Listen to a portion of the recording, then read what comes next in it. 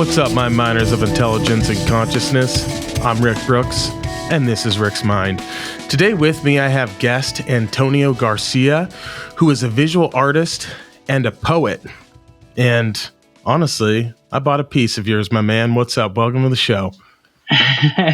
Nice to thank you for bringing me to your show, letting me experience what it is that you guys got going on, and it's really nice to meet you, John, as well.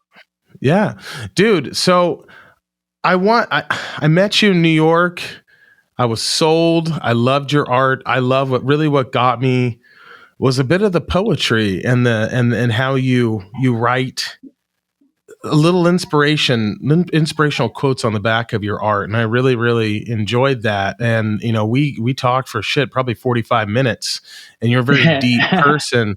And I feel like that's hard to find. So I wanted to kind of get you on the show to kind of figure out what your story is. And I think the best way to start is in the beginning. So if you could let the listeners know kind of who you are, where you're from, and how you got into art, my man, I would love that.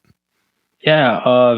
So as I told you, I'm originally from Mexico. I was born in Mexico. I was there for like 4 years. I was born in a spot called Tuxtla Gutierrez, Chiapas. So Tuxtla Gutierrez, Chiapas is like a spot where the Mayan and Aztec Empire used to be. It's by the south of Mexico. It's relatively closer to, I believe, El Salvador or Ecuador. Mm-hmm. And yeah, it's a really beautiful spot. Um, my mom actually, she left Mexico when I was like 4, came to America um, through Coyote, crossed the border. Oh, wow. And when she came to America, she came to Texas. And I'll have like little slight dreams of the fact that we took a Greyhound bus from Texas all the way to New York. And then from New York, we stayed all over New York, like, Bronx, Queens, Harlem. Now staying in Brooklyn now for close to 8 years, 10 years. Um, and I moved a lot, basically because of the fact that needed a place to stay. I was a really, really bad kid growing up, so I got kicked Really? out from a lot of different spots, different schools. So I got kicked out from a lot of places. So that forced my mom to also move, and then eventually just settling down in Brooklyn. Stayed there by Borough Park. It's a very Hasidic Jewish neighborhood. Mm-hmm. Um, and so it was, it was interesting growing up around that neighborhood. Um, Graduating from high school, a spot called Brooklyn High School of the Arts, um, and after that, just not really knowing what to do with my life, I went into business. I literally created a business staffing waiters and bartenders. Did that for about 3 years, and around that time, I also went to college for business administration. Did that alongside my business. Got very overwhelmed to the point where I fell into deep depression. I was very, very depressed. Um, Ended up just quitting my business, um, and dropping out of college after, attempted suicide. Um, that's when I literally just stayed home making art for about 2 weeks, a week and a half, making art almost every day. And even before that, I was also making art in school. Um, and then, yeah, I just fell in love with the idea of art. Um, and after that, I came across Washington Square Park. It seemed like a fucking safe haven for artists because I saw so many artists just selling their art, their clothes, their merchandise that they would make. Saw that spot, and then I saw what's that other spot? Union Square Yeah. in Manhattan. I saw that as well, and fell in love with that. So I went home and told my girlfriend that I wanted to do it. Like I was like, yo, you know what? I want to go in and try it, see what it would be like. And you know, did it, bro, did it. And after that, I just started doing it every day, making art every day or almost every day, selling art on the streets, connecting with people. And, I, after 2 years of doing that, now it's just 2 years that I've been making art and sharing it to the world. I've realized that, but at first I was making art that I wanted to make, like a whole bunch of art that had to do about me, um, making art about artists that I like. Uh, After that, like maybe 6 months, 4 months, 5 months of that, I uh, I started thinking about what I needed to make, the art that I needed to make that was Mm. impactful. So I was making art about there's this piece that I make, and I sold it, but it said it was also a poem, and it said, I used to want to kill myself, but now I want to live forever. And after making that piece, I realized that a lot of people gravitated to just the vulnerability of that piece. Mm. Um, and so now I'm just making art that I feel like is connected with people that I meet. Um, so yeah, like that's kind of the backstory of who I am, why I make art now, because I feel like I I connect Go with ahead. people through art.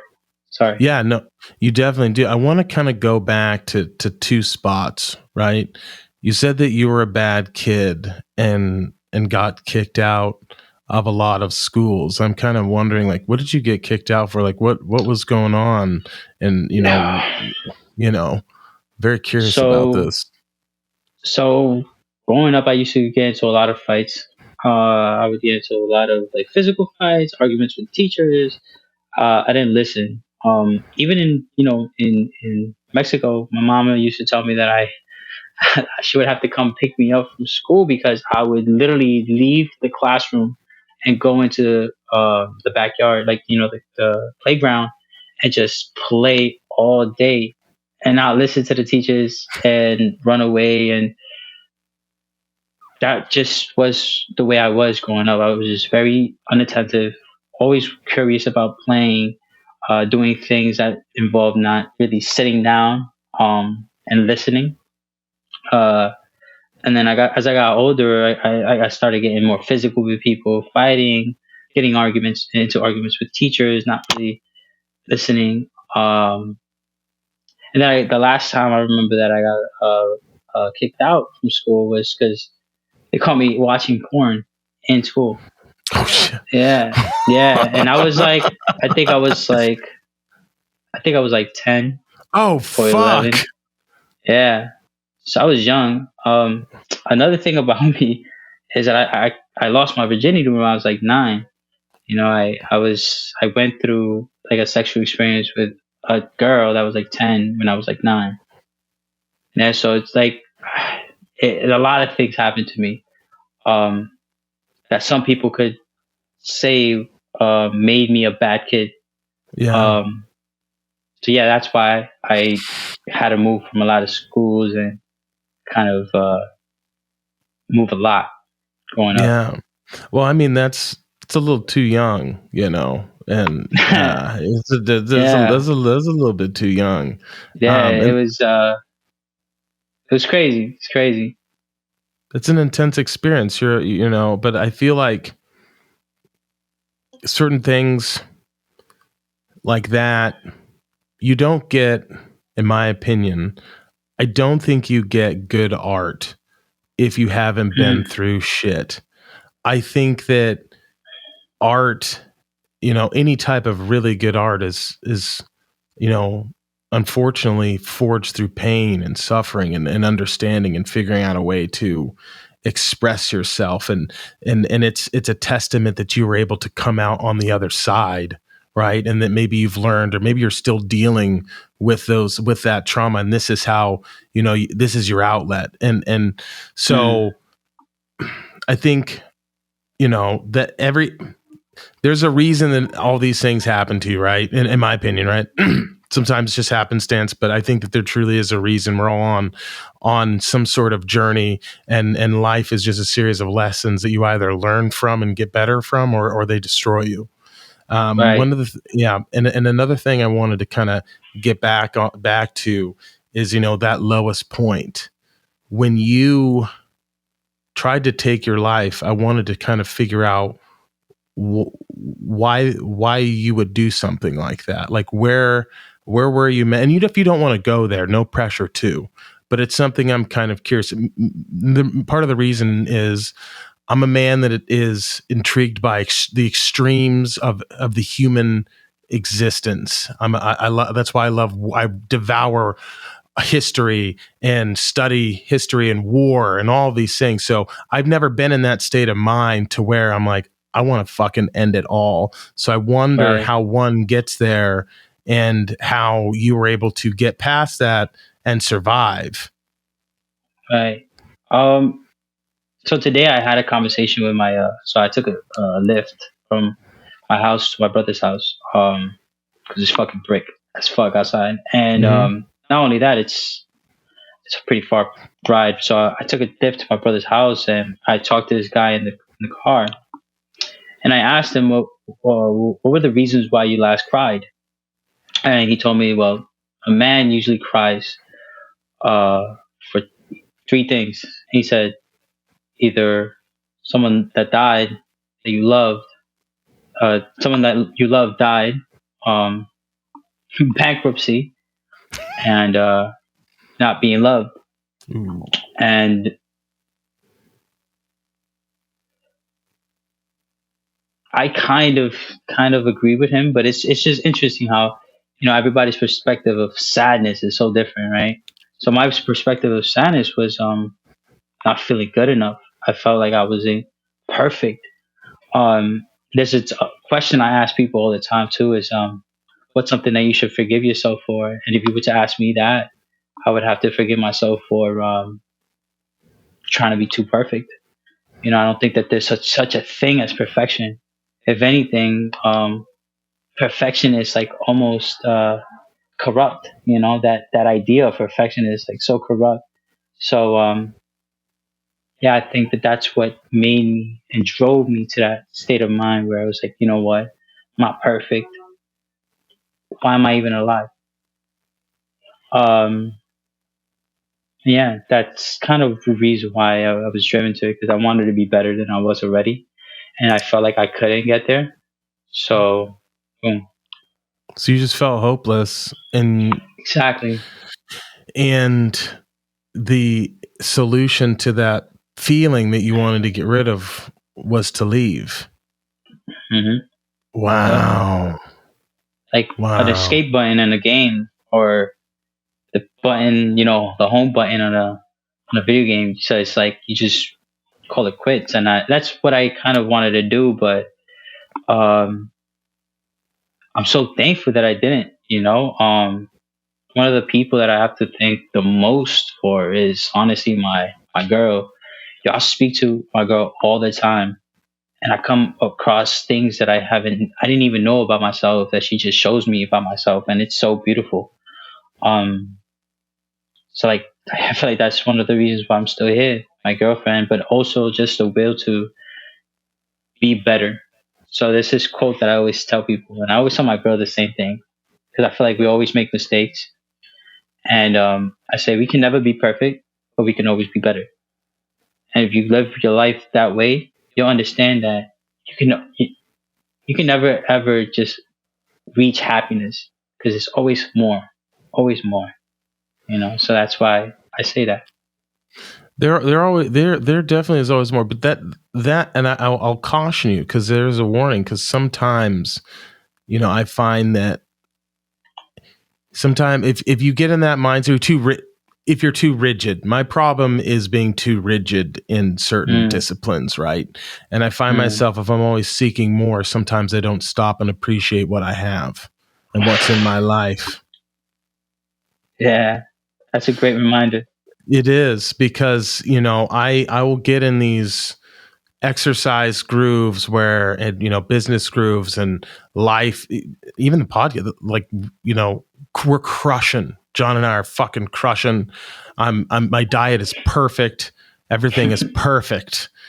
and then I'll go on a trip or something, and then it's all derailed, and I'm just a disaster. And then all of a sudden, John and I are scraping by on lining up guests, and we're not behind, but we're just treading water, and we both hate that feeling. But we never appreciated and we didn't really document what we were doing right when we were on. And so that's my warning, right? You always got to stop. And one of the things that I found is I write that when things are going really, really well for me, I like to document that and say, hey, what am I doing right now? I'm cruising. I feel great. What am I eating? What time am I going to bed? What's my mindset? What books am I reading? What am I paying attention to? What am I not paying attention to? Just so I can figure out a way to get back to that flow state of life. And I would recommend you do that as well. I mean, it's that's life is funny because you definitely have these there's always an ebb and a flow. I find that if I'm really especially cruising on the fitness front, I'm talking to my buddy Andrew every day, and we're just talking about how we're getting after it. And then I'm talking about I'm writing every day in this little form we have that's been going on for years. And if I'm not writing, I'm fucking up. Something's not good. I'm out of whack. I'm out of sync. But another place I want to go is your art, right? Like what is your creative process like? To be honest, the reason why I ask people so many questions now is because I feel like I never want to lack inspiration. So I feel like the source of all inspiration is people.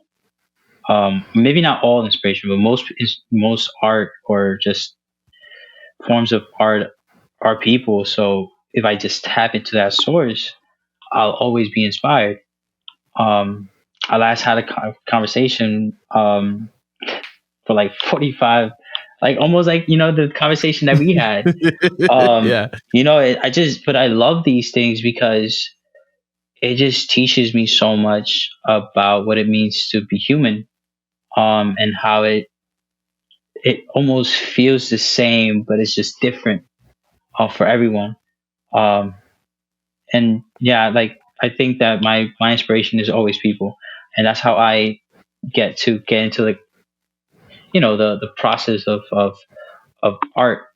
I just think about the things that I talked about throughout the day, and as I'm drawing, I come up with these phrases, these words, these shapes, these people. I choose the colors based on how I feel, or if I feel the people were feeling while they were expressing what they're saying. Yeah, there's a lot of like. I even get inspired by things that I watch, like the Genius documentary. Like his mother said something that just changed, like opened up my whole entire mind, and I realized that I kind of shared that same sentiment. And she told Ye, he's like, the monster looks in the mirror and sees nothing, and I feel like we're all monsters. You're a monster, John. You're a monster, Vic. But sometimes we look at ourselves and we're like, I'm nothing. And why is that? Sometimes it's a fear of our own passion. Sometimes it's a fear of what we are capable of doing. So yeah, like I get inspired by everything. Mostly like just things that I talk about with people. It's not like a flower or like the sun or like the way somebody's walking down the street. Like it's usually what people say, the moments, the moments. Like what you said, like you capture the moments of things that make you happy or the things that remind you of what you have. Like that's what I do. I think that's powerful. I really, really like that quote. The monster looks in the mirror and sees nothing. Man, I really, really like that. Yeah, bro. And then I gotta watch that documentary. Yeah, you have to. It's not just about like Kanye, but it's just like this is a person like any other person that had an idea and then put effort into it and made it into fruition with the Hmm. support of his mother and others. Like it gives me so much inspiration and lets me know that I can do it too. I think that, you know, a fisherman always keeps another fisherman. A fisherman always sees another fisherman from afar, and I felt when I met you, I felt that same connection, that same. I agree with everything you're saying. I think that that's why the fuck not us? Why not Hmm. us? Why not any of us? I feel like most people aren't able to ever reach their dreams because they don't try, or they never take the first step on that 1,000-mile journey. They never try. Hmm. They try and eat the whole elephant. How do you eat an elephant? One bite at a fucking time. Right. And that's what you're doing. And with this show, right? We're growing, but I don't have millions of people aren't listening to me, but I don't really give a Right. fuck. And they Right. might never, but this show doing this makes me so happy. And the ability to widen my network, my social circle, and to learn and to have these conversations with unique and interesting individuals, that's why I do it. I don't do it for any other reason other Right. than it's a dream of mine, maybe a pipe dream, but it's something that I think I'm fucking good at, and I think I can only get better. Right. And yeah, I Yo, if love I was right there, I would dab you up. I would dab you up, man. Like for real. Like I feel the same way. Like you're you shouldn't do something because of what it could give you in the future. You should do something because of what's it gives you in the present. Everything Yeah. has to do with what's right now. Yes. That's why I see my brother every once in a while because he has a daughter that that he just had. And I see her and I see my brother and we talk. Like everything comes together one day at a time. You Hmm. have to enjoy the moments. Because that's all we have. The Yeah. present moment right now between you and me, this is all there is. The Hmm. past, it's already happened. The future has yet to be. So we Right. have to really be in this moment and fully be here. And there's something to that. Uh, it's such a simple concept, yet so incredibly different. And one of the craziest things I read in a book, I think it's called Eagle Against the Sun, and it's about World War II, American troops fighting in the South Pacific. And one of Oh. the lines that the author says is a lot of these people come back and they're dead. They're dead men walking.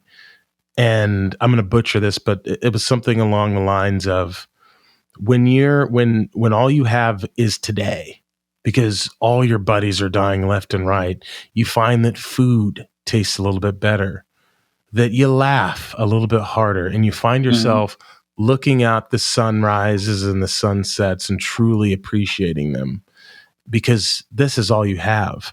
And Right. there's a certain types of humans really appreciate that. And when they come home, they begin to miss combat. They begin to miss the chaos because they were truly living in those moments. And Hmm. you find that even now. There was a movie about it. What is it? The Hurt Locker was all about that. Like the dude didn't ever feel alive until he was defusing bombs in Iraq. That's why it's such a profound movie to me. It's Man. so yeah, man. I definitely dig what you're saying. Thank you. What kind of, like you said that you paint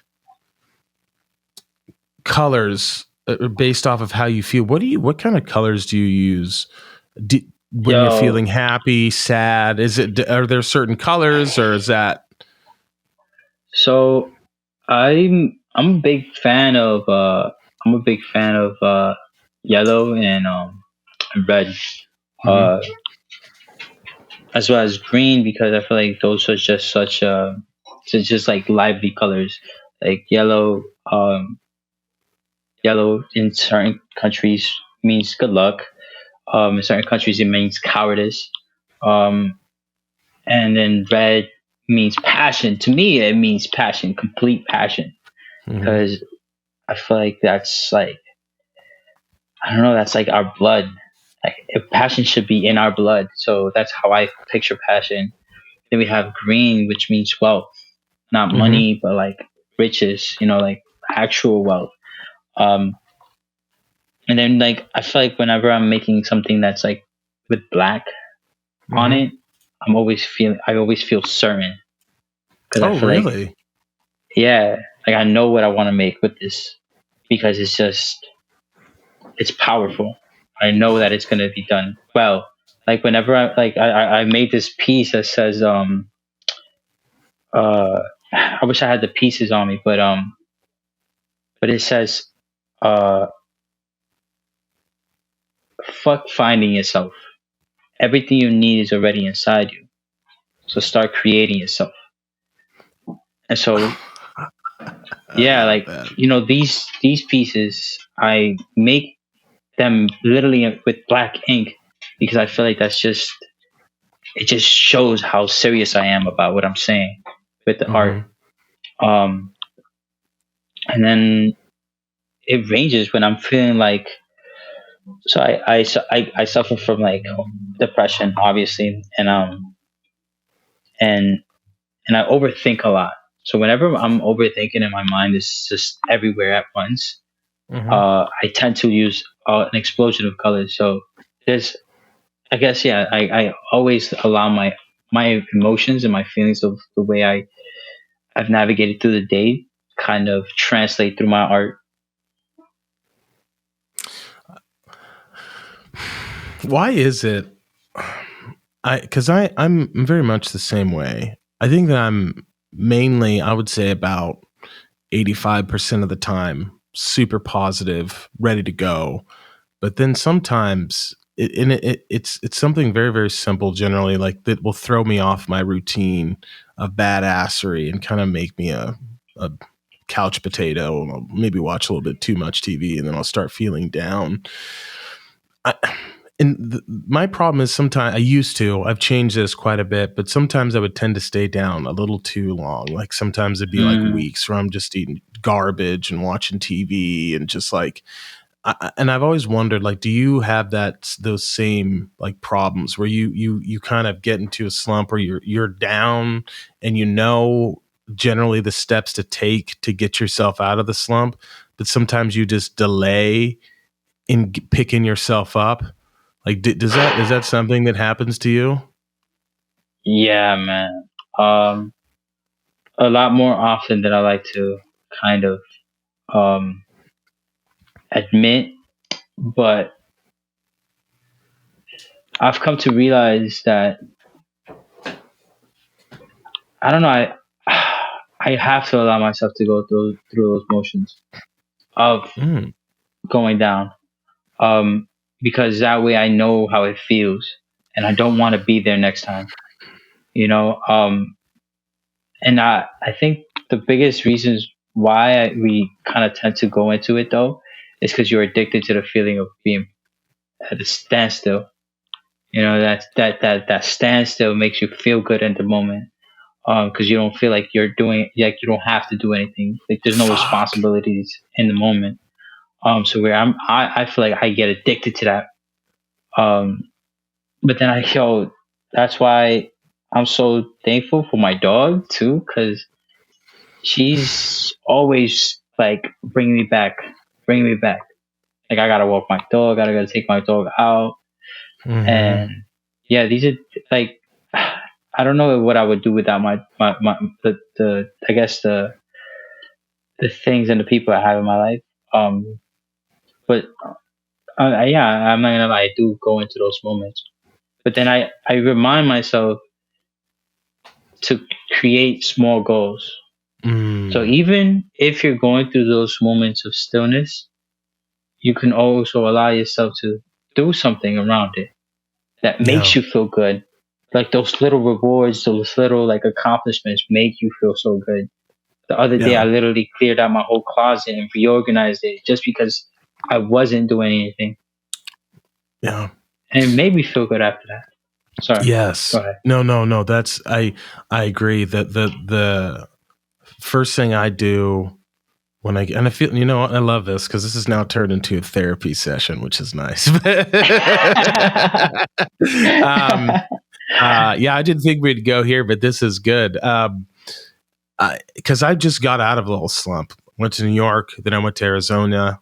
A lot of partying, a great time, but it threw me out of my routine. Prior to that, I was up at 5:30 every day, getting after it, going to jujitsu, smashing weights. Diet was perfect. I was cruising. I got out of that, you know, and then pretty soon, you know, I'm shutting my alarm off, sleeping in, waking up, you know, 10 minutes before I have to go to work, walking in, logging on. That's not a way to live life. That's just existing, right? I'm not having a lot of time for myself. And I when I realized that I was in a bad place, it was it was a nice day and I was like, I should go on a walk because that would make me feel better. Just walk around. And then from there, I could probably maybe talk myself into going to the gym. And I didn't. I fucking said, fuck that, turned on the television and chilled. And that's when I was like, okay, you're in the sunken place right now. You're not in a good spot. You have to start over.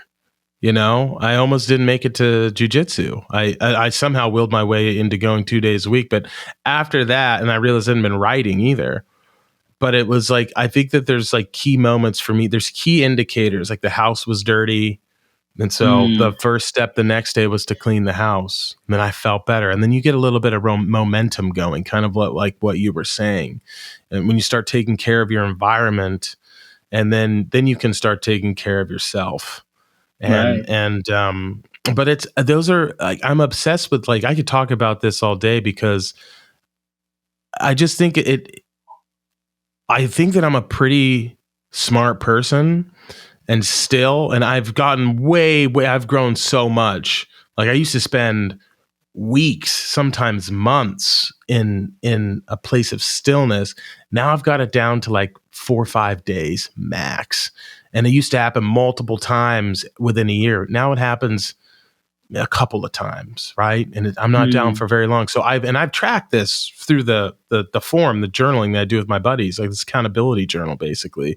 I've tracked it. And yeah, dude, this has been going on for probably like 7 years now. That's great, Joe. That's such a friend, like friendship bonding type of thing, you know? Oh yeah, there's 3 of us. So it started, it's like 7 years ago. My buddy he's moving to Denver. I played college football with him. He's been on the podcast before. And he's like, hey, I want to start like a forum. And I was like, there's another buddy of mine named Scott. I was like, he has to, like, he has to be involved in this. And Andrew's like, yeah, we'll have 3. And if you're listening and you want to do this, you can't do it with 2 people. You have to have 3. And the reason that I say that is generally, you'll all kind of sync up and you'll all be either doing super, super well for months and then you'll do bad. The one rule of the forum was you have to write. Even if it's just a sentence like, I fucking hate today, and you're done. But generally, there's always going to be the one person, if you have 3, one will always scribe the form. And the 2 could be doing, you know, different things or whatever, but someone generally is always going to write. And if you're really close, you can text your buddies or call them and be like, hey, man, you haven't been on the fucking forum lately. Like, what's going on? I don't know what's going on in your life, but I know that you're not writing, so you're ashamed of whatever it is you're doing. You're ashamed. You're fucking up, and you not writing lets me know that. So you can really keep each other accountable, and that's how it's been able to go on. I mean, we have over 1,000 pages easily on this, probably more than that now. I haven't because we wrote so much, the Google document wouldn't let us continue writing, and then we had to start another one. and that one's on like 400 pages at the moment, maybe 5. So it's just, and we date everything. And That's so the awesome, plan, man. yeah. So the plan is That's like at some great. point, when the pod takes off and my homies do whatever they do, whenever they reach a maximum level of success, we'll publish it as a book, and you can read how we got to where we are. But it's a continuous A little journey, like autobiography. pretty much. Because Yeah, I that's think it's awesome. important to document those moments. I mean, I've documented, relationships, friends getting married. What everyone's going. It's a really good thing. I think writing's incredibly important. And, but yes, like it takes. I am fascinated because I think it's something that we all feel down there. There are definitely outliers, like David Goggins and Jocko, but they didn't start out that way. Yeah, But we they were also just a caterpillar at that moment. Yeah, mm-hmm. Yeah, exactly. yeah. And that's the thing. Anyone you look up to, they weren't always that person.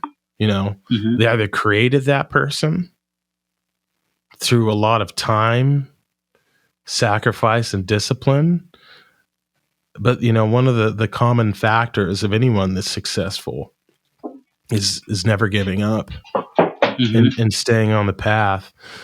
One question I wanted to ask you is do you have a muse? And the reason I ask that is there's a book by Stephen Pressfield called The War of Art, and if you haven't read it, I hope that you do. I think he wrote The Legend of Bagger Vance, and his story is very interesting because he was just kind of a no one for years. He was like living in halfway houses and stuff, and he believes in this muse. He believes it's almost like a spiritual aspect of his existence, and he's like, you have to get in touch with your muse. And I was wondering, do you have a muse? Maybe it's your girl, maybe it's something, maybe you're tapping into a different frequency. But I was wondering, like, you said your major inspiration is people, but is there another inspiration? And maybe that's your muse. To be honest, man, to say the truth, I think my muse has to be two things. It does have to be people. My girlfriend involved in that as well. But myself, like I feel like I'm always inspiring myself. I'm always pushing myself to just be better than I was yesterday. Even if I do fall and I do become like lazy, accountability was so beautiful that you said that because accountability comes a long way. Being accountable of yourself and realizing like, oh shit, you are being a dirtbag. Get up. So like my muse has to be me because I'm always pushing to be forward, like go forward.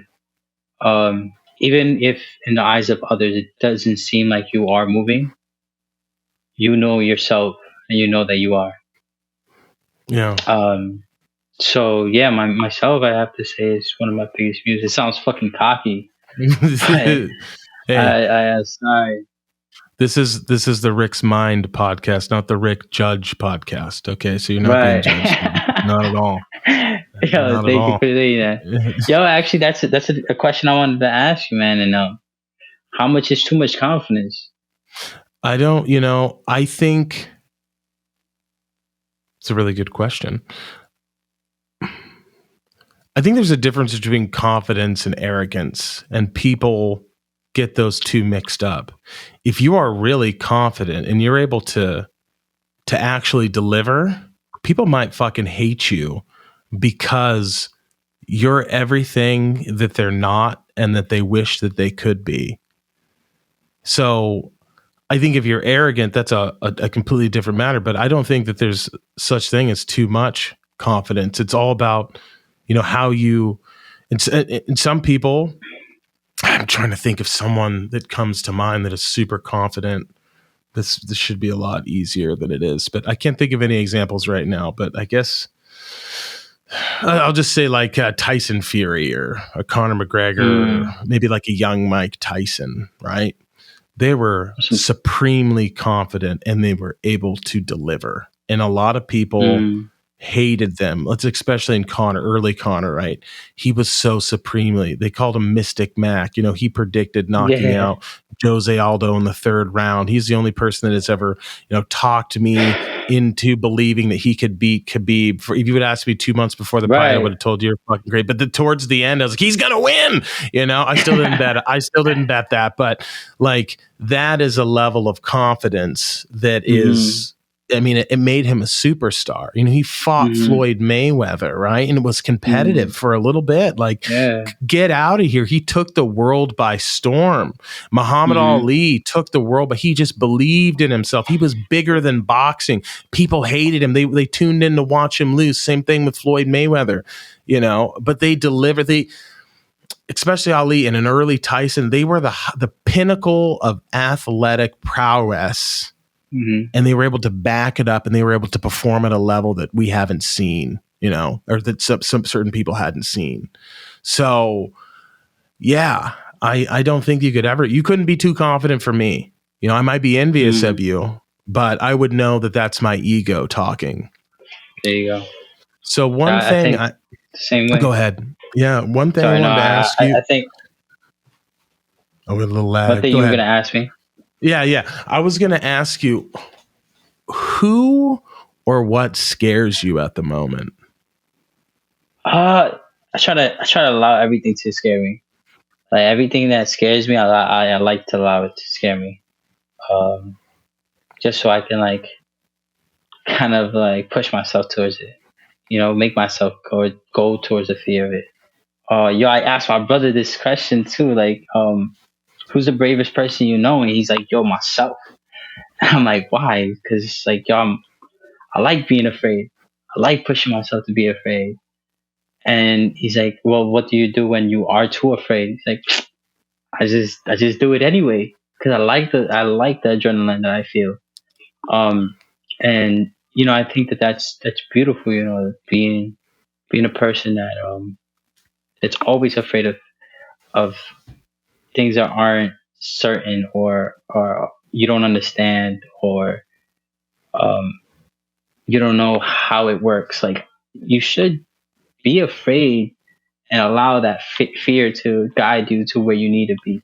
Too many people out here afraid of, as you said in the beginning, too afraid of trying. What's the worst that can happen when you try? Failure. And we always learn from it. Like a kid rides a bike, they don't learn how to ride the bike without the tricycles the first time. They fall and fall, bust their ass. Maybe they hit their head. But if they have good character and they push themselves and are persistent, they will always get up and ride. There's this quote that I loved, and it says, winners never stop failing. Winners never stop failing. Winners never stop failing. Why? Because they always allow themselves to be afraid. Always. So yeah, I guess that's my question to you. What makes you afraid?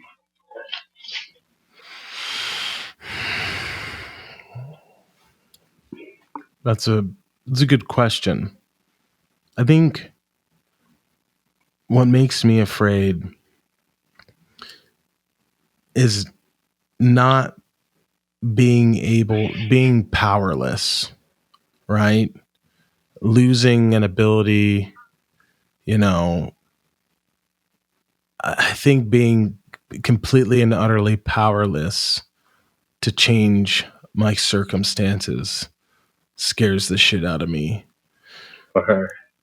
I can't imagine that. Feeling helpless is something that I'm definitely, afraid of. Like one of my biggest fears is, becoming like a quadriplegic or something like that would just be utterly devastating to me. Losing, don't even get me started with that. losing all the strength that I've cultivated over years of being in the gym and grinding, playing football, and having someone have to take care, losing my independence. That's fucking terrifying to me.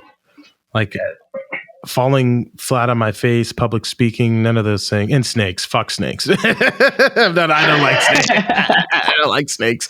But those are the things that they scare me, But Yo. That's not something that I spend a lot of time thinking about, because I definitely do Right. think that you attract What you're afraid you, of. you attract what you're afraid Yeah. of, or you I don't want to have a self-fulfilling prophecy, right? So it's something that I tend to just put out of my mind. I don't want to think about Right. that.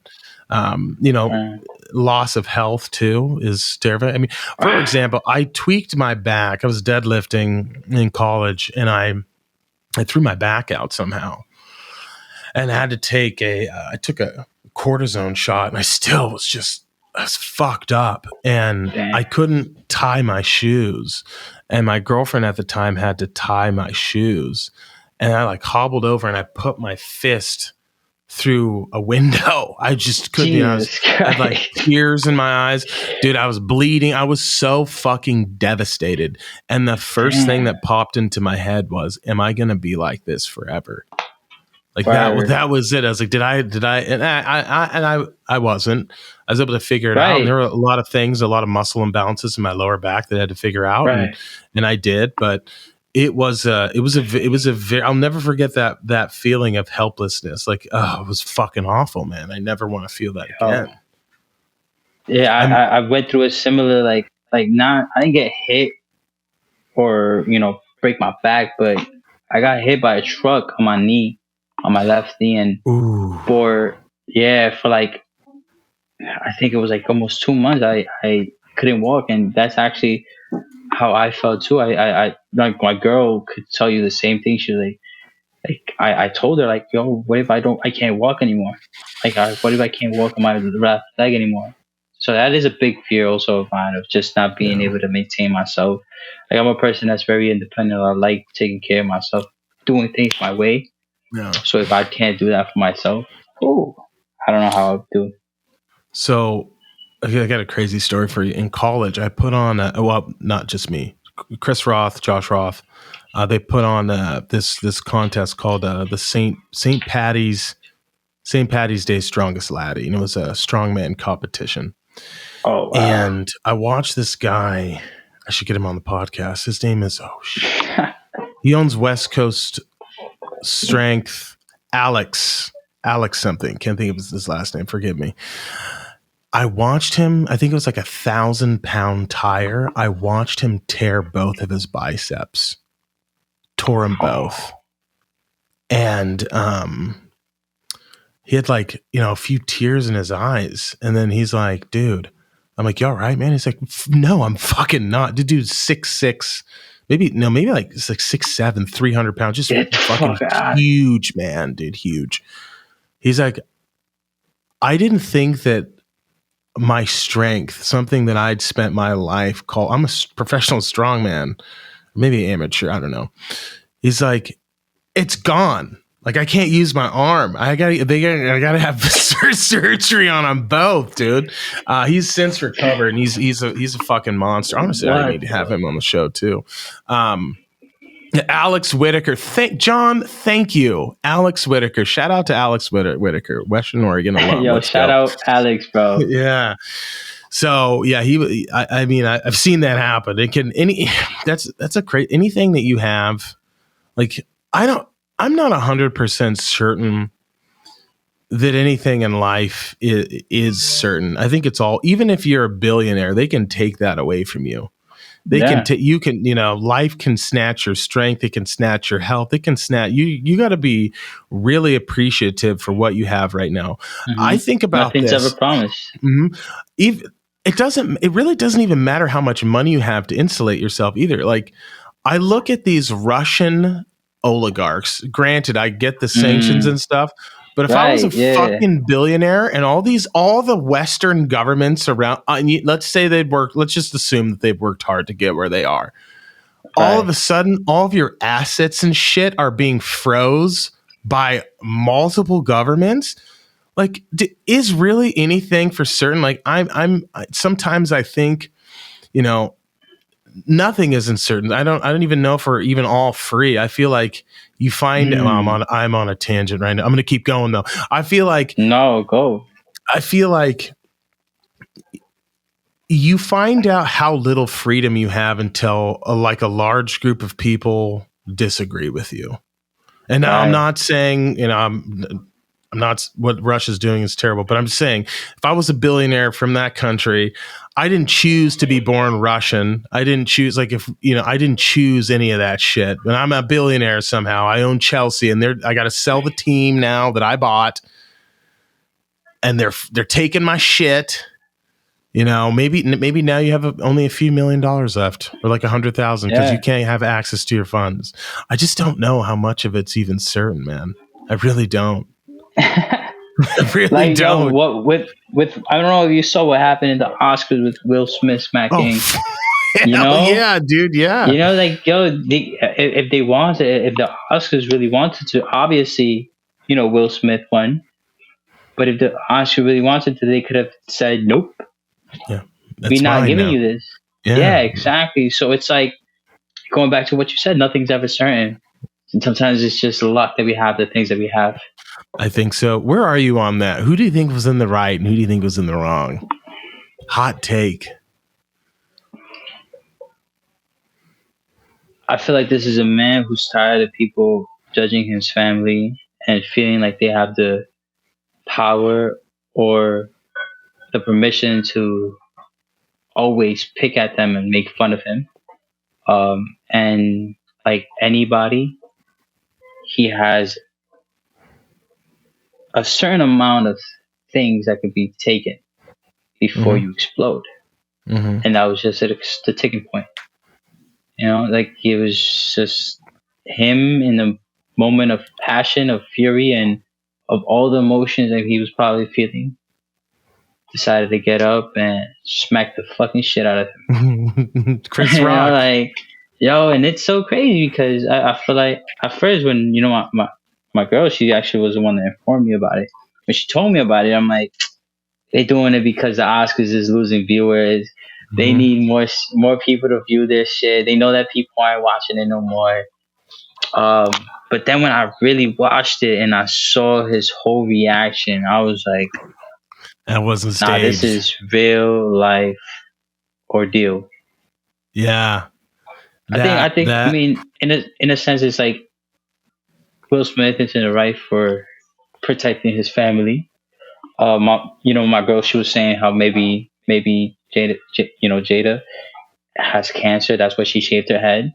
And later on, we're going to find out that she does have cancer. But at the same time, like, this is a professional setting. That wasn't so professional. He should have, waited until after the show and spoke to him like a man outside. You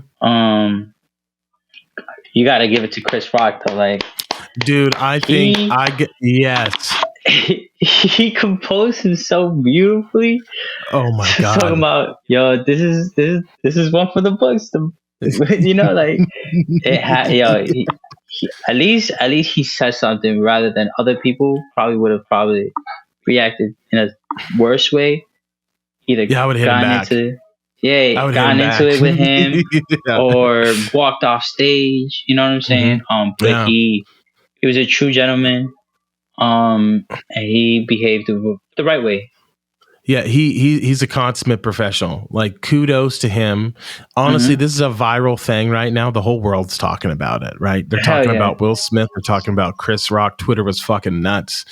I gotta say, we'd be 60 and we would still be talking about this. Oh, 100%. I gotta say, I think that whether you like the joke or not, I thought it was fucking hilarious. Okay, I thought it was funny. He was laughing at it. Will Smith thought it was funny too. Then there's a camera angle on him laughing as well. And he looked at his wife, and his wife's like, "This shit ain't funny." He's like, boo, I got you." So I gotta say, I'm team. And one of the things that I noticed too is you notice how he diffused the situation, right? So Will's like, "Don't you leave my wife's name out your fucking mouth," and he's like, "I'm going to." He brought his voice down. He was very calm. Was very non-threatening. He's like, "Yeah, I offended you. You assaulted me. I mean, I don't know if so we're all brothers here. It's like, that shit happens, but Which is another funny voice. It does happen. Yeah, it does. It happens. Sometimes you talk shit, you get hit. You say the thing to the wrong person, whatever. Right. But he calmed everything down, and then he's like, he addressed it. I got the shit slapped out of me by Will Smith, and then he went right back into his job. So consummate professional. Shout out to him. Shout out to Will Smith for providing us with even more entertainment. And I think black on black crime at the fucking Oscars, dog. What more could you ask? Wow. No, for real. Yeah, I mean, man. he did say something about a documentary being handed out, but we leave that for another day.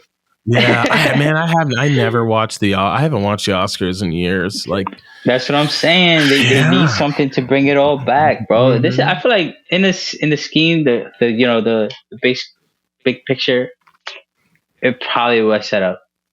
Oh, no way. No way. I'm team. I think it was not staged. I'm team 100% non-stage, right? Oh man. I mean, I am curious though, like how much of that stuff is like ends up being a lie. Like, I wonder if Chris Rock came out and said that was totally staged, but it really, I might do something like that maybe to help. Now, fuck that.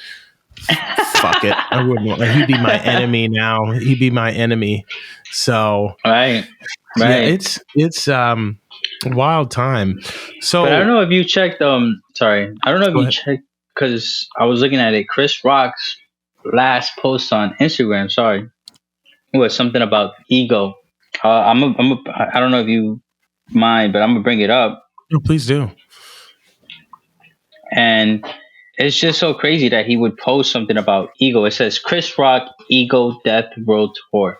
Yeah, that's his new comedy. That's a stand-up special. Ego death, like the fact that he's making a stand-up comedy about ego death, and he gets his shit slapped out of his face. Well, if that's not like a lesson for him to learn from, I don't know what is. I don't know if he had an ego. He was doing his job, being a stand-up comedian, talking shit. No, for sure. No, but I'm talking about Will Smith. It was like a lesson for him. No, it was a lesson for Chris Rock because, the ego would have probably made Chris Rock respond. Probably told more jokes about him. Yeah. Et cetera, et cetera. But, he is going into this ego death tour, and maybe this is a lesson for him as an individual to let shit go. Yeah. Well, he learned it right there in front of millions of people. In front of everybody. Yeah, that would not be a good... I would not have handled it that way at all. I think I do not like getting hit in the face. If you hit me in the face, if you spit on me or hit me in the face, someone's dying. Could be me. Right. Especially the spitting part. If you hit me in the face, I've been hit in the face several times, and each time I just get so fucking mad. Like it's just the word. I would not have responded that way. I would have lost my shit. I guarantee you. I don't have that type of self-control at all. I feel the same. I feel like the people that think of artists, they think of artists as like really nonchalant and chill and like no, they're crazy. All love and shit. But I'm the opposite. I'll probably get arrested. But that's besides the point. I feel like just the fact that it happened on TV is just so incredible to me, I love how we're talking about this now. Yeah, that's what I'm saying. Yeah, that's what I'm saying. Like free world type of speech right here, man. Yeah. Well, I want to get back to your point of how people view artists. I do not. I view artists as tortured souls. I think they're tortured souls. I think that I think the world should be ran by scientists and artists. I think artists have there's a certain, if you look at the universe or our society in as chaos, and there are certain population groups that bring order into it, I think artists, they're in charge of making our surroundings beautiful. If you look at any crazy neighborhood or some sketch place that's cheap, like in New York, or like a myriad of places around the world. You have artists that move into these neighborhoods because it's cheap, and all of a sudden there's a whole bunch of them, and they start making things beautiful. Maybe there's like graffiti Mm-hmm. art, and it's like all of a sudden someone decides to paint a mural, and then all of a sudden all these little coffee shops and artisan fucking restaurants start popping up, and there begins to be this culture. Yeah, it's still kind of sketchy, but it's getting better. There's like businesses and shit being in, and it's like all of a sudden you've got this dope little community, and you've got shows and people dancing, and all of a sudden some rich people move in, or someone like kind of moves in or has a friend that's an artist, and they go visit him and like, hey man, this is a really great place, and like I really like all the people that are here. There's all different types of people, and I'm gonna move in. And then their rich friend comes and visit them, and then they're like, fuck it, we're gonna move here too. And then the prices start going up, and then all of a sudden the fucking Target's in there and all these fucking chain stores, and it's all fucking ruined, and the artists have to leave, and then they go on to the next neighborhood, and that cycle continues over and over and over again. And I'm doing a terrible job of explaining it, but like I feel like that's, if you can find a spot where the artists have congregated and it's still cheap and there's still culture and all sorts of awesome little bakeries and whatnot, you gotta find that spot, you gotta live there, and you got to just ride that wave until everyone finds out about it. It was in Nashville for a while. It was in, it was in Portland for a long time, and now it's blown up. And it was in San Francisco, and the tech guy, the scientists and the techies moved in there and ruined it. And my question to you is, where the fuck is that next spot at, bro? Antonio, tell me. I'm trying to go there. Damn. To be honest, bro, I feel like I'm in the mecca of it right now. Mm-hmm. Where I'm living at is changing so quickly. Don't tell anybody. Quick. Oh hell no! I don't. I try not to tell, but yeah, don't tell. It's already getting gentrified, yo. Yeah, bro. It's already, bro. But that's because they know that this is gonna be the center of the art world for however long. As you said, it rides a wave until it's gone. Still water. Because it was the village. It was a village in New York in like the 80s, right? Like that's where it was, and now it's fucking expensive. By Washington, it used to be kind of sketch. That's why I wanted to go there. I've heard so many stories about these were all the struggling artists used to live in New York, is like in the village. This is where it was, and now everyone I talked to around there, I was like, yeah, you probably couldn't afford to live here. And I was like, well, how does a 20-year-old like, oh, they've inherited a fucking rent-controlled lease and everyone hates them. They're trust fund kids. And I was like, what? This is a thing? No. Like, yeah, fuck those people. Trump talked about it like, when was it? In the 80s, 90s. He talked about how like, people were coming at him because he was trying to have a rent-controlled apartment, but everybody around his neighborhood had rent-controlled apartments and they were rich. You know what I'm saying? That's the biggest problem. I feel like that rich people somehow find a loophole and always stay winning. And so it's like now. Sorry, continue. No. Here's the thing, though. This is so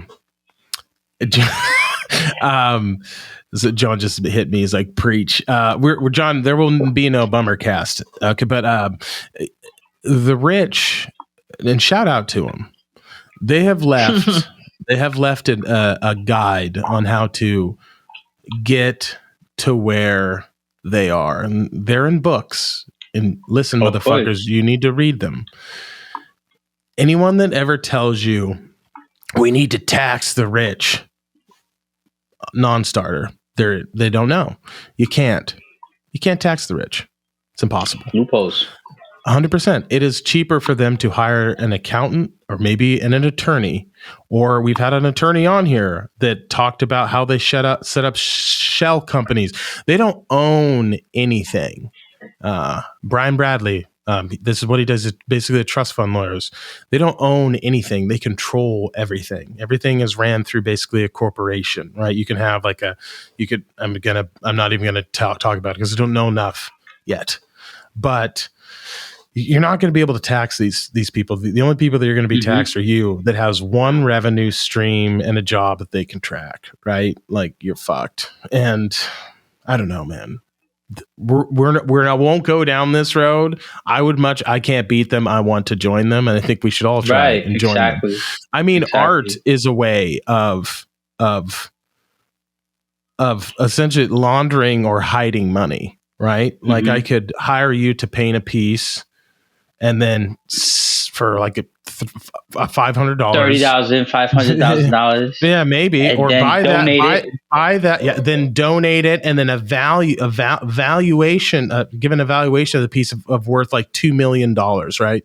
And then write that off on my taxes. I totally skipped about 17 steps there, but the art world is a way to hide fucking money, 100%. Cryptocurrency is a way to hide money, and we should all figure out how to do it, because I think it is as my duty as an American citizen to pay as little in taxes as I possibly can. Screw the government. They're the most inefficient. Oh man, I'm on one right now. Most inefficient use of resources ever. They do not do. I'll do much better things with my money than they ever would. Like everything the government touches turns to shit, and I will not be swayed any other way. I've said it. I've said my piece, and I feel good about that. Well, listen, dude. You know, there's this. I'm sorry. There's this. I can't remember what state it is, but I know it's a southern state. If you get stopped by traffic police, and they find anywhere up to hundreds of thousands of dollars on your person without, they steal it. They steal it from you. That's the entire United States, my friend. That's the entire United States. You have to prove that you got the money by I don't know. Anything, it's a civil asset. They could say that it's from drugs, and they know that, the bills have traces of cocaine already, so they can put a dog, a cocaine sniffing dog, and find cocaine in your bills, and they say, "Oh, you got it because you were selling it." Yep. It's called the civil asset forfeiture, and you have to prove that you got that by being gainfully employed, and then you have to go to the court, spend money on a lawyer to get that money back. You're fucked. They've stolen from you. This happens all the time. It happens. It's happened to people that I know for sure. So yes. And then, not even that. Oh man, God damn it. Now I'm on one. The Canadian government, because people were protesting COVID, they fucking froze their bank accounts, dude. Straight up froze their assets. And some of the people haven't gotten their money back. That's insane. It's whether you agree with them or not, like the fact that happened is fucking insane. And let's say you're on the opposite side of it and like, well, good, they shouldn't have been. They'll fucking do that to you once they don't agree with what you're saying, man. It's crazy, dude. We have to stop. Oh, man. Yeah, we as people, we really need to That's why some people are saying that it's like becoming a more communist country. Dude, we're slowly we've got problems. They've got a lot more problems up north. We have our problems down here, but like it blows my mind how some people it becomes like everyone's so married to their ideologies, and they don't realize like we all, whether you agree with me or not, we all have more in common than like the people that are governing us. There are people that now track. Nancy Pelosi has a net worth of like $200 million. There's a fucking on Wall Street Bets. There are people that just do the same fucking trades that she does because she's signing things into law, but no one gives a fuck. Like I don't understand it. It blows my mind. And I have done this too. Also, you can buy prison stocks. This is a reoccurring thing. You can buy, and on the Rick Spine podcast, we have a fund, and we do purchase prison stocks, and then we donate the dividends to okay, that's a lie for now, but that's actually going to be a thing. We're talking to the Brian guy actually, and we're going to do that. It's going to be exciting. So, but anyways, man, I want to be respectful of your time, dude. I've had a lot of fun. And thank you so much but where can the good people go to find you? How can they buy your art? Give them your socials, everything. So my Instagram, that's literally all I have for now. Instagram at Antonio Garcia 274. And I'll definitely be having my websites up soon. And yeah, you could check it out at that Instagram. Perfect. Yeah, give it to the good people one more time. Antonio Garcia 274. All right, man. Thank you so much. If you enjoyed this glorious Rick's Mind, please subscribe to the YouTube right down there. If you don't, I will kill DeMarco. And give us 5-star. It helps the show grow. Thank you guys so much for listening, and we'll see you guys next week.